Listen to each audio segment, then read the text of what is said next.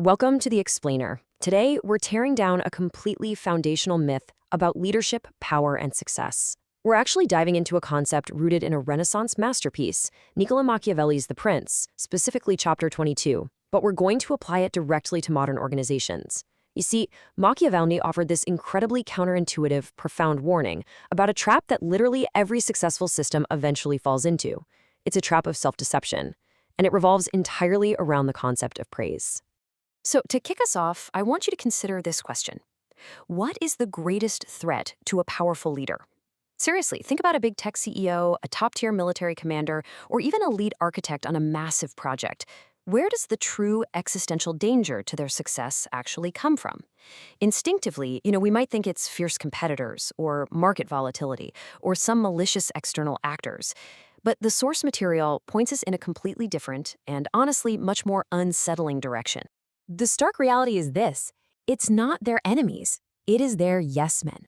The true danger comes directly from within the leader's own inner circle. Machiavelli really hit the nail on the head when he recognized this foundational governance failure mode. He realized that the biggest threat isn't an opposing army marching toward you. Rather, it's the smiling, nodding advisors sitting right across the table from you. Which brings us to Section 1, the hidden leadership trap. We need to completely reframe how we think about the dynamics of the people surrounding a decision maker. We're setting up a totally new framework for why we just fundamentally misunderstand the mechanics of praise in a hierarchy. You and I usually brush off flattery as just a harmless social annoyance, right? Maybe it's just someone kissing up to the boss to get a better shift. But Machiavelli maps flattery as something much, much more dangerous. He defines it as a systematic distortion of feedback that degrades decision quality at the very top of power hierarchies. It's not just polite nodding, it is an active corruption of the information flow. Rulers become completely insulated from the truth, and then massive decisions are made based on a totally distorted signal. And this clash of incentives is exactly why flattery naturally survives as this sort of equilibrium strategy in insecure systems. Just look at the dynamic here. On one side, you have the ruler, or the leader. They naturally enjoy affirmation, and they unconsciously reward agreeable information over accurate information simply because, well, it feels good. On the other side, you have the subordinate. They want to gain proximity to power, and crucially, they absolutely want to avoid punishment by never contradicting authority. When you smash these two together, flattery isn't some accident. It is literally the most logical outcome. All right, let's peel back the layers in Section 2, the anatomy of flattery. To truly grasp why this leadership trap is so utterly devastating, we have to look at the psychological underlayer driving this whole dynamic in authority systems. And it all starts with ego confirmation bias. As humans, we have a built-in, preferential tendency to accept information that validates our own self-image. Leaders unconsciously filter reality because, let's be honest, it feels incredibly good to hear that your strategies are brilliant and your instincts are totally flawless. The advisors act as information filters, and they very quickly learn to serve up exactly the reality that the leader's ego wants to consume.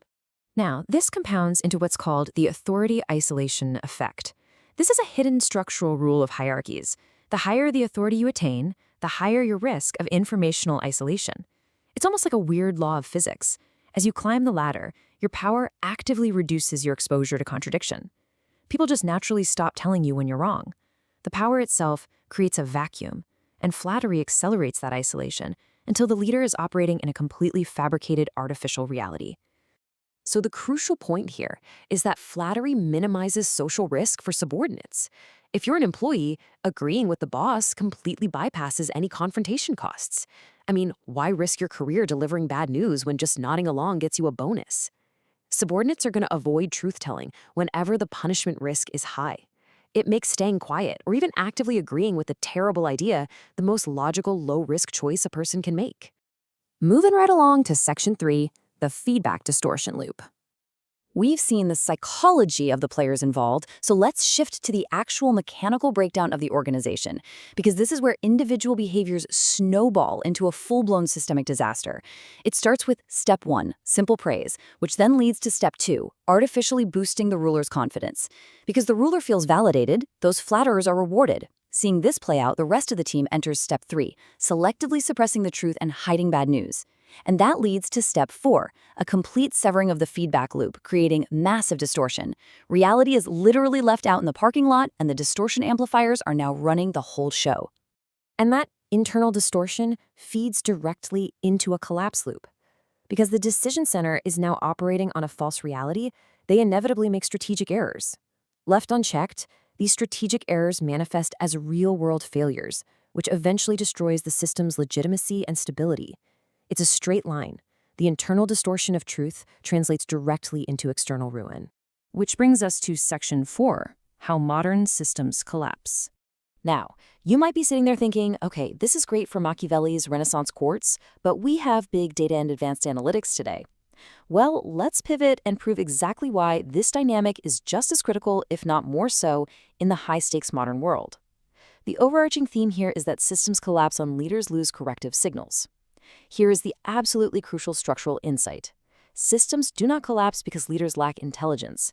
They collapse because leaders lose access to corrective information. Bad decisions get repeatedly reinforced as successful internally, meaning the actual reality feedback arrives way too late, usually right in the middle of a massive crisis. Bottom line, your IQ doesn't matter one bit if the feedback integrity of your organization is broken. Let's actually look at how this cross-domain transfer plays out in 3 modern industries. Take trading systems, for example. The Flattery symptom there? Analysis echo chambers. This leads to massive overconfidence bias and, ultimately, catastrophic financial drawdowns. Or look at cybersecurity. Internal reporting systems often hide vulnerabilities just out of a sheer fear of blame, which results in massive systemic exposure. And in military strategy, commanders who are surrounded by yes-men fundamentally misjudge enemy strength and operational reality. Across the board, in every domain, power distorts feedback systems. This leads to a really critical modern extension of Machiavelli's thought. Modern flattery is structurally incentivized by asymmetric punishment. Think about it. If truth-telling is punished in your organization, the classic shooting the messenger scenario, and mere agreement is rewarded, then flattery isn't a moral failure on the part of your employees, it's a completely rational outcome. This exact dynamic applies to huge corporations, academia, social media ecosystems, and yes, even AI alignment feedback loops. Ultimately, you get the exact behavior you designed for. Let's talk about how to fix this in Section 5, Designing for the Truth.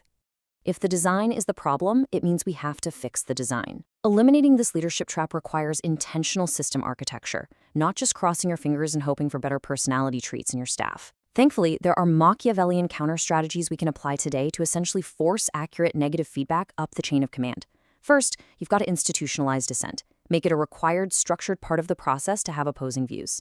Second, actively reward truth-telling, especially when it's uncomfortable to hear. Third, absolutely separate your praise channels from your decision channels. And fourth, test your advisors with contradiction scenarios. Give them a bad idea and see if they are willing to push back against it. You must create incredibly safe mechanisms for negative feedback. I want to leave you with this master compression block. Power without corrective feedback becomes self-deceptive over time. Without strictly enforced truth channels, power inevitably creates a completely fabricated, self-affirming world. If you are a decision maker, your default trajectory is leaning heavily toward isolation and blindness, unless you actively build structures to prevent it. So, as we wrap up this explainer, I want to leave you with one final, pretty provocative question to reflect on regarding your own workplace dynamics. If you are a leader, are you actually rewarding accuracy, or are you just rewarding agreement? Look really closely at the people around you, take a hard look at who actually gets promoted, and ask yourself what kind of feedback loop you are really building. Thanks so much for joining me on this explainer, and we'll see you next time.